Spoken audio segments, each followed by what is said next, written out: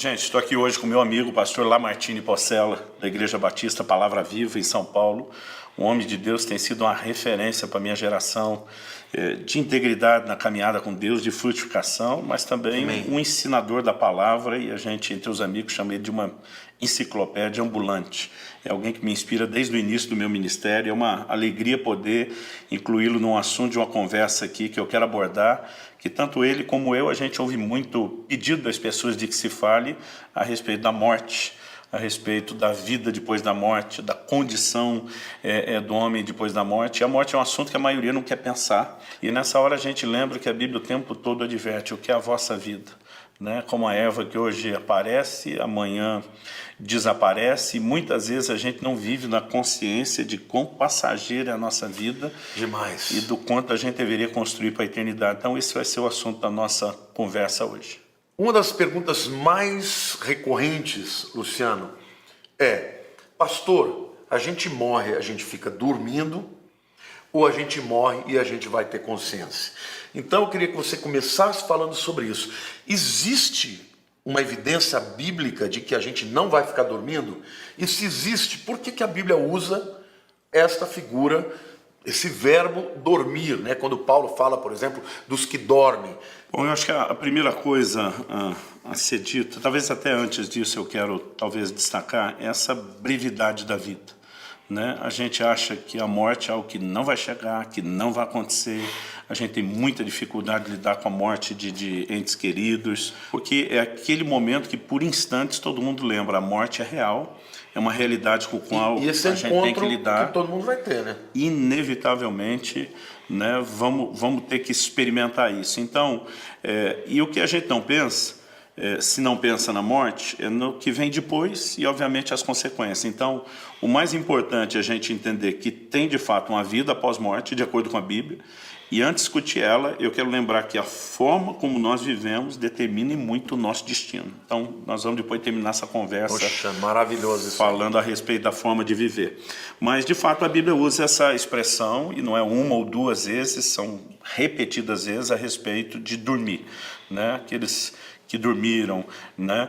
E isso tem levado alguns grupos a pregar um sono, um estado de inconsciência. Que só acordaria no dia da ressurreição ou do arrebatamento da igreja, dependendo da tua posição aí escatológica. Exatamente, mas isso é conflitante. Nós não podemos negar que a Bíblia usa a expressão dormir, mas o não estar consciente é algo que também a Bíblia não declara acontecer conosco. Pelo contrário, nós temos a passagem do rico e o Lázaro, que, na minha opinião, eu sei que na sua também, não é uma parábola. Não, de né? forma alguma.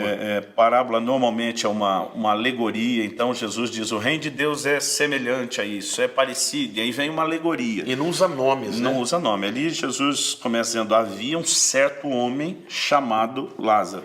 Né? Então, para mim, ele está tratando de um fato. Ele coloca Abraão e a interação de Abraão na história. Nós temos textos como no Apocalipse, o clamor dos mártires para que o sangue deles seja vingado. E na transfiguração, outro. Quem aparece lá diante de Jesus? Moisés e Elias. Alguns vão dizer: mas Elias não morreu. Mas Moisés morreu. Outra coisa, Jesus desceu à mansão dos mortos e pregou. Aliás, a palavra queriço ali não é pregação para salvação, é proclamação. Olha, eu sou aquele de quem falava. Se ele estivesse inconsciente ele quem estaria ouvindo? Não é? Então, claro que do lado de lá você imediatamente vai estar consciente. A Bíblia diz que Lázaro, que o rico morreu e foi sepultado. Lázaro foi conduzido pelos anjos ao seio de Abraão. E tanto um como o outro demonstravam consciência depois. Total. O rico está em arrependimento por não ter dado ouvido à palavra de Deus. A Bíblia fala, eu acho que esse é um assunto para depois, de um sendo consolado, outro sendo julgado. Mas acreditamos que o estado é de consciência, sim, embora não seja o nosso estágio final. A Bíblia fala da ressurreição do corpo num dia futuro, e para mim essa ideia de dormir ela está muito mais relacionada com o corpo inerte, aguardando o dia da ressurreição e da volta de atividade, né? Então, por exemplo, quando a turma fala para Jesus de Lázaro morreu, Jesus diz: Lázaro está dormindo e eu vou despertá-lo do sono. Jesus estava falando da ressurreição do corpo de Lázaro. Então, eu acho que a gente pode levar em conta uma declaração de que de fato dormiram, mas o crente que não tem medo da morte e olha para a morte como um estágio temporário, ele trata isso, né, com essa figura, com esse eufemismo, você usou a tem expressão, esse outro né? aspecto, que é o fato de Paulo usar de um eufemismo quando ele fala da morte de um cristão. Então, sempre que ele usa os que dormem, ele se refere aos crentes. Então, crente não morre, dorme, fala do corpo. Mas por quê? Porque a morte na Bíblia, principalmente a palavra thanatos, ela é uma palavra muito forte, ela fala de morte espiritual também. Então, quando Paulo fala dos que dormem, ele está se referindo ao corpo, porque de fato o corpo vai estar na sepultura, e Paulo diz, nem todos morreremos, mas todos seremos transformados. Agora, no dia do arrebatamento da igreja, ou no dia da ressurreição, não importa qual seja a sua posição teológica, o seu corpo vai ressuscitar. Mas o seu espírito já está vivo com Deus e vai se unir, e você vai ter um corpo completo, corpo, alma e espírito, como é a nossa visão tricotômica de que somos um ser tripartite, né? Então nós temos um consenso, é um estado de consciência após a morte. Nessa consciência, a Bíblia fala do rico e do Lázaro, por exemplo, um sendo consolado, mas o outro em remorso por ter rejeitado a palavra de Deus. Aliás, o desespero do rico é dizer para Abraão, manda alguém lá para falar para avisar minha família. E a resposta de Abraão é, eles têm Moisés e os profetas, ouçam que era a palavra Torá, de Deus. né? Era o Naviim, né? E que são os profetas, e Moisés, que é a Torá, os 5 livros do Pentateuco. E a menção de que esse abismo, normalmente, as pessoas não voltam para dar o recado e que as pessoas têm que ouvir a palavra de Deus. Eu quero fazer um gancho aqui para te fazer uma outra pergunta, Luciano. Porque quando a gente vê, por exemplo, no Velho Testamento, a palavra para o lugar dos mortos é Sheol, ou Seol.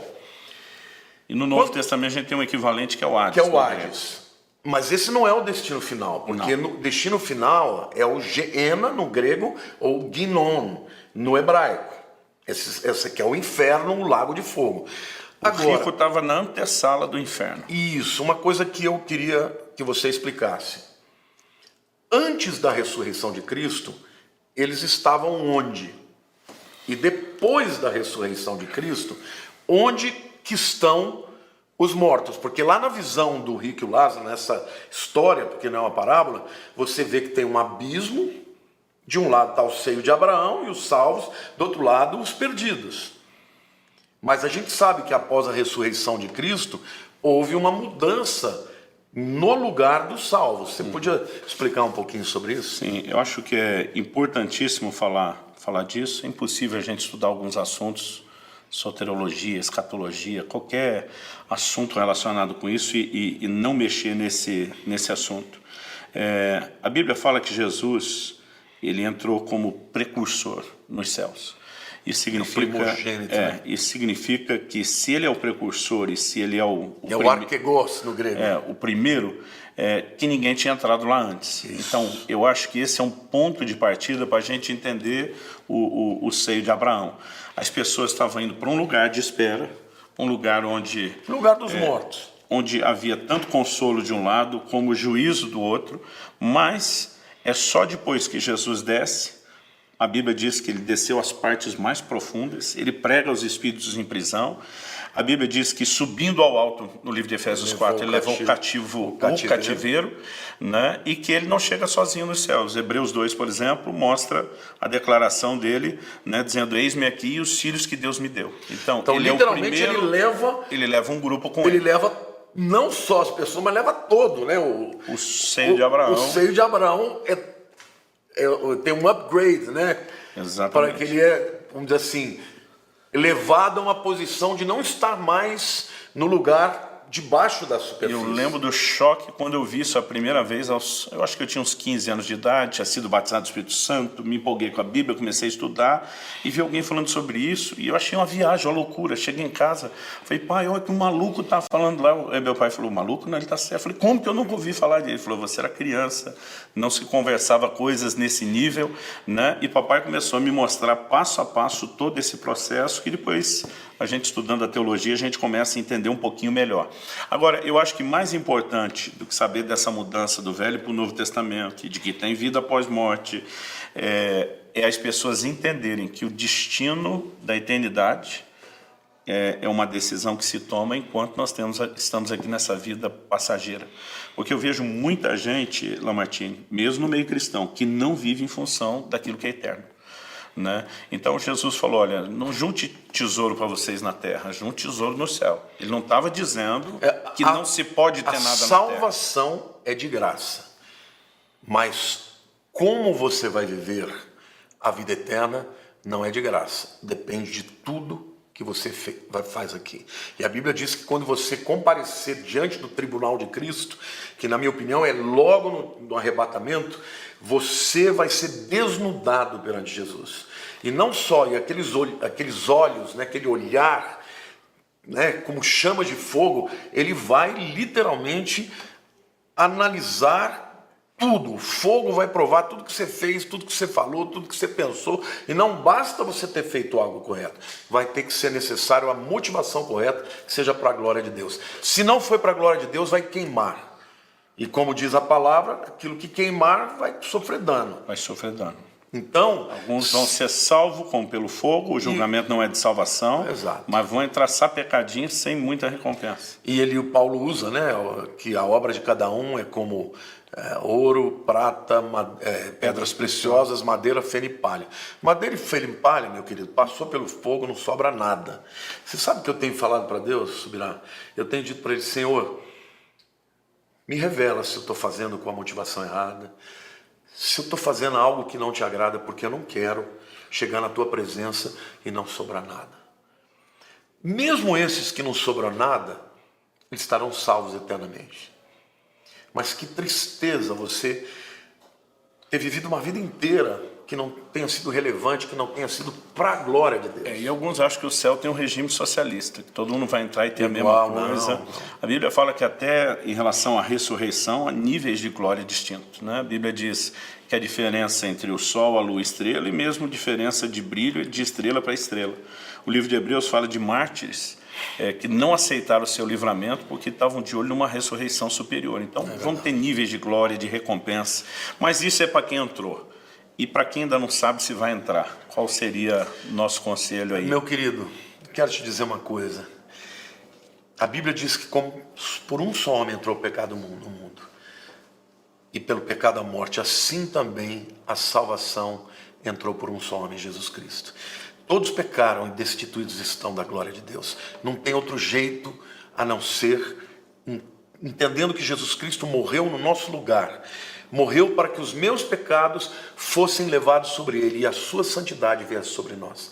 A Bíblia diz, pela graça sois salvos mediante a fé. E isso não vem de vós, é dom de Deus, não de obras para que ninguém se glorie. Só pela fé em Cristo como único e suficiente Salvador, alguém vai estar presente lá. Não vai ter ninguém no céu que vai poder dizer, eu estou aqui porque eu mereci. Você só estará lá. Aliás, o cântico do Cordeiro vai dizer isso. Ao único que é digno de receber a honra, a glória. Queridos, quando eu penso nisso, eu penso na alegria, na exuberância de uma vida plena de felicidade por saber que eu não merecia estar lá. Mas eu vou estar. O Spurgeon falou certa vez, lá no céu eu vou ter 3 surpresas. A primeira é que muita gente que eu esperava não estará. A segunda é que muita gente que eu não esperava estará. E a terceira é que eu vou estar lá. Só tem um jeito, através de Jesus. Ele disse, eu sou o caminho, a verdade, a vida. Ninguém vem ao Pai, senão por mim. Então abra o teu coração, entrega a tua vida para Ele, confessa que sozinho você não dá conta e dá o seu coração para Jesus, porque o teu nome será escrito no livro da vida. É maravilhoso, eu me lembro do dia, com 19 anos que eu entreguei minha vida para Jesus. Eu tinha convicção de que eu jamais podia ser aceito. Muitos homens, inclusive meu pai, fez profecias muito malignas a meu respeito. Vai virar um bandido, porque eu era muito rebelde. Mas naquele dia, eu vi as pessoas dizendo, o pastor pregando, que não importa o que eu tivesse feito, que ele me amava e perdoava os meus pecados. Todos os dias subirá. A minha primeira oração é, Senhor, eu te agradeço pelo perdão dos meus pecados. Glória a Deus. Por isso que a glória tem que ser dele, e o nome dele é o único nome que deve ser pregado, porque não há outro nome no céu, na terra ou debaixo da terra, pelo qual se possa ser salvo no seu nome de Os Jesus. apóstolos falam isso com clareza lá, né? Não há outro nome dado entre os homens pelo qual importa sejamos salvos. 1 Timóteo, capítulo 2, também quando diz que há um só mediador entre Deus e os homens, Jesus Cristo justo. Então, a Bíblia fala sobre crer no coração, invocar o nome do Senhor Confessar Jesus, com a boca. confessando com a boca e ser salvo. E você precisa entender sua condição de pecador, que a morte de Jesus foi para te substituir, foi uma espécie de pagamento de fiança. Ele sofreu o julgamento que você, como pecador, merecia, para que você pudesse, pela fé, receber a justiça dele e ser inocentado. Então, agora mesmo, né, assistindo esse vídeo, você pode parar tudo aí, invocar o nome de Jesus, se arrepender da sua condição, mas pela fé se apropriar dessa salvação, e a sua história pode mudar, não só nessa vida terrena, aqui é temporário. Você pode mudar a sua eternidade. Eu queria aproveitar, agora que a gente está chegando no finalzinho, fazer um comentário que eu acho que é muito relevante, porque muita gente que perde alguém querido fica pensando, mas será que um dia eu vou encontrar? Porque os budistas, por exemplo, acham que você vira energia, perde a sua identidade. Não, queridos, a Bíblia diz claramente, nós vamos ser reconhecidos. Na história do rico e o Lázaro, Abraão é Abraão, o rico é o rico, Lázaro é o Lázaro. Você sabe quem é quem. Quem é quem? Na transfiguração, até Pedro fala, vamos fazer 3 tendas aqui, um para o Senhor, um para Moisés e um para Elias. As pessoas manterão a sua identidade. Então eu tenho convicção de que quando chegarmos lá, nós vamos conhecer não só os nossos queridos, os nossos entes queridos, mas vamos conhecer os grandes, os gigantes da fé. Eu quero conversar com Paulo, com Davi, quero perguntar para ele Haja eternidade para nós botar o assunto em vai dia. ser tremendo. Bom, a morte, ela pode acontecer a qualquer hora, a qualquer momento. Não há garantias a a vida é muito respeito de efêmera. tomar conhecimento disso prévio. Então, a gente tem que estar pronto e preparado. Pronto e preparado. Primeiro, garantindo uma eternidade com Cristo. Segundo, garantindo uma recompensa diferenciada, né? Uma eternidade pela qual a gente faça valer a pena aquilo que nos aguarde depois, vivendo de uma forma diferente para Deus aqui. Aleluia. E sabe, querido, quero terminar dizendo, consagre a sua vida. Viva para Jesus. Ame a Jesus. Há uma promessa de Deus. Quando Paulo fala que ele está no finalzinho da vida dele, né, na segunda carta a Timóteo, ele diz assim, ele estava prestes a ser julgado por Nero, alguns acham que foi decapitado, outros acham que morreu de doença, mas ele diz, né, que ele estaria diante do justo juiz. Né? Se Nero era o juiz injusto, ele estaria diante do justo juiz que tinha preparado a coroa da justiça, preparada não somente para ele, mas para todos que amam a sua vinda. Viver para a vinda de Jesus, seja no arrebatamento, seja na morte, consagrando a nossa vida, é o que você e eu temos que fazer. E eu quero terminar fazendo uma oração por você. Amém. Meu Deus, que cada uma dessas pessoas que nos assistem possa, em primeiro lugar, tomar a decisão que determina a sua eternidade, crendo em Cristo e rendendo-se à sua obra de salvação e ao seu senhorio. E cada um daqueles que já tomaram essa decisão, Amém, que eles Senhor possam Deus. viver em função do eterno Nome e de não Jesus. só daquilo que é terreno e passageiro, e que, vivendo dessa forma, eles construam, ó Deus, a sua recompensa e aquilo que será desfrutado por toda a eternidade. Em primeiro lugar, pensando em te honrar, mas também aquilo que fará com que eles olhem para trás e reconheçam que cada momento de investimento naquilo que era do Senhor valeu a pena. Aleluia, Nós oramos Jesus. em nome de Jesus. Amém. Amém. Deus abençoe. Deus abençoe.